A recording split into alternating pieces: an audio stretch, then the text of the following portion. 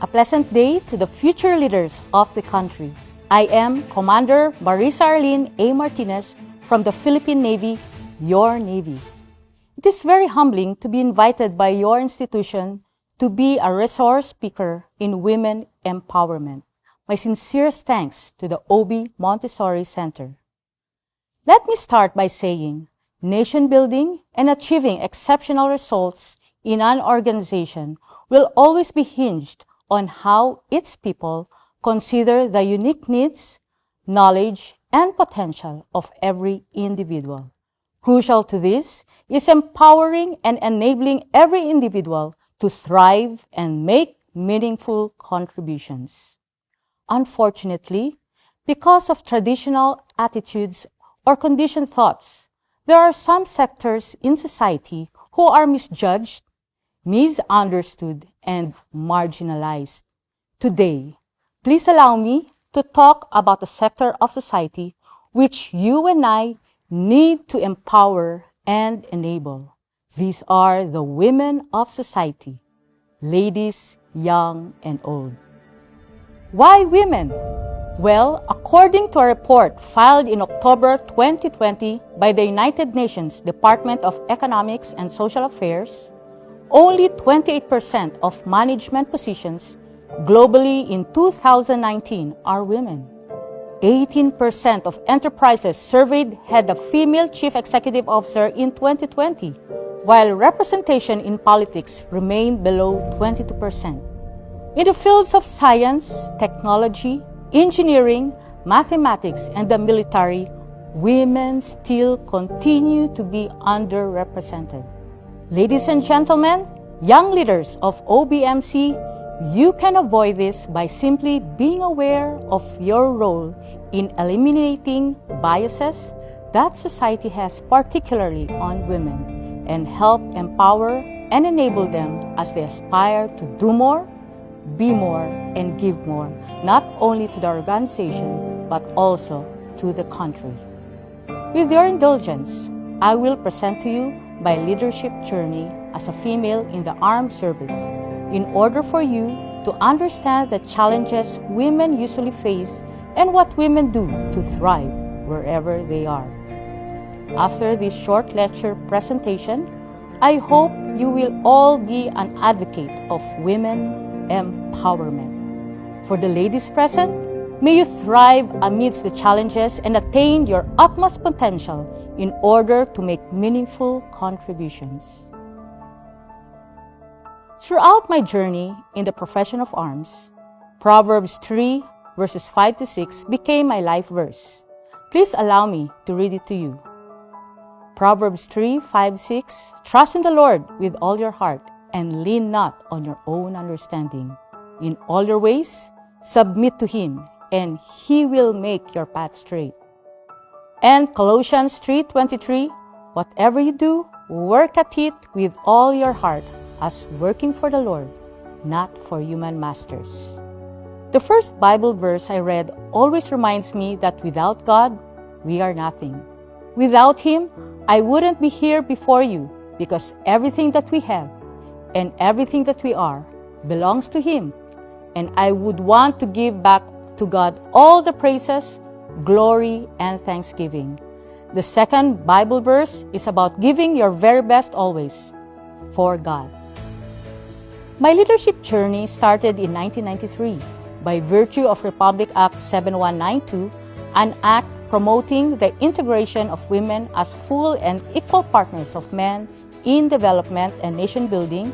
Women were allowed to enter the Philippine Military Academy, a premier institution that trains the future leaders of the armed forces of the Philippines. Of the 17 female cadets who reported in 1993, only 7 graduated along with their male classmates.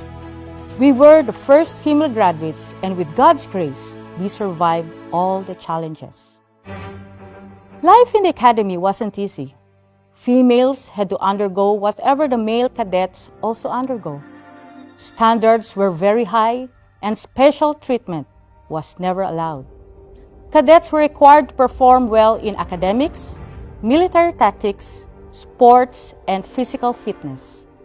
Our academics then at PMA was also a 4-year Bachelor of Science degree course either in engineering, management, or computer science.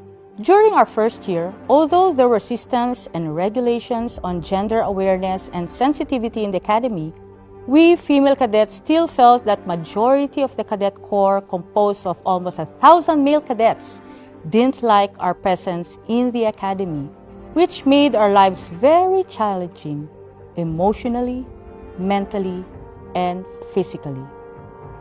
After hurling our first year of training and academics, we were finally accepted by the Corps of Cadets. They eventually learned to accept the presence of females in the Corps since they saw our determination, tenacity, strong-mindedness, resilience, and female team spirit, and our capacity to perform outstandingly despite of all the odds. We never intended to compete against the male cadets. Instead, the only thing in our mind was to finish well and to help pave the way for the next generation of female PMA graduates. PMA laid the foundation of who I am today. Everyone and every experience in PMA played an important role in my life. They brought out the best in me. I was the only female in our class to join the Navy. My sincerest thanks to the Navy leadership for the opportunity and trust they had given me to be assigned aboard a commissioned Navy vessel, or what we usually call a warship.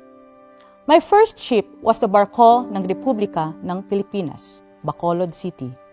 This was the first time the Navy had a female line officer assume a junior billet aboard ship and join the line of surface warfare officers.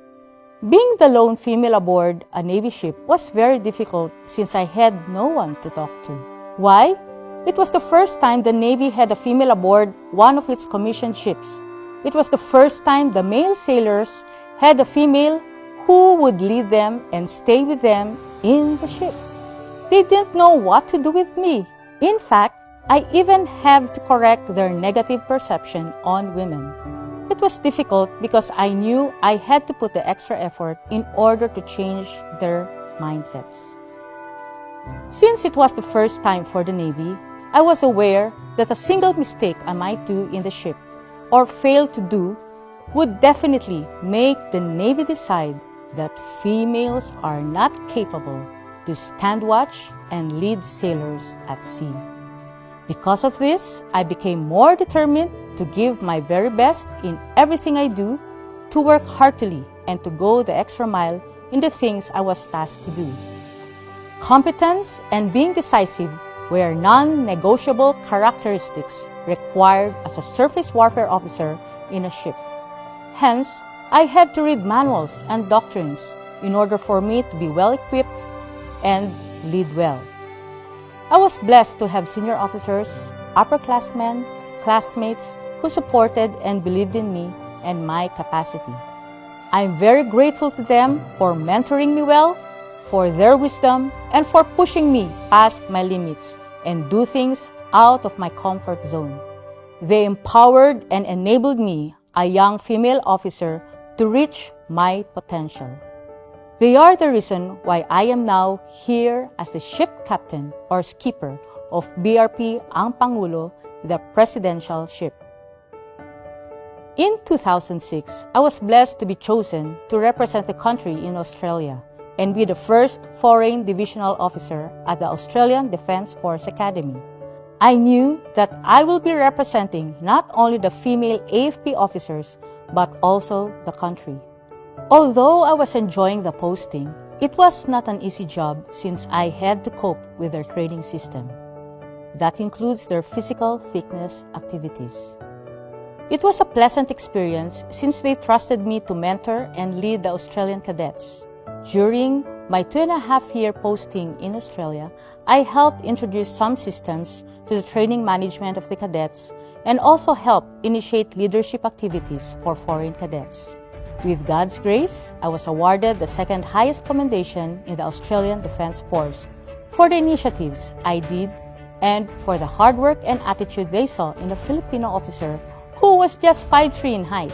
Again, I thank God for sustaining me and I thank the AFP for the full trust they have given me to represent the country. In 2014, I was blessed to be given a very important role in the Philippine Navy, and that is to be the director of the Fleet Warfare School. With God's grace, I had a great and awesome team of trainers. Together with my team, we improved the training systems and made generational leap initiatives in training, most particularly in surface warfare and the development of competencies.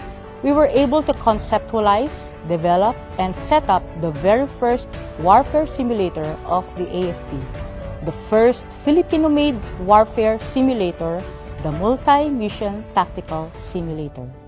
My sincerest thanks to all the superintendents of the Fleet Training and Doctrine Center, the Commander Philippine Fleet, and the Navy leadership in trusting our project, which all started from an idea.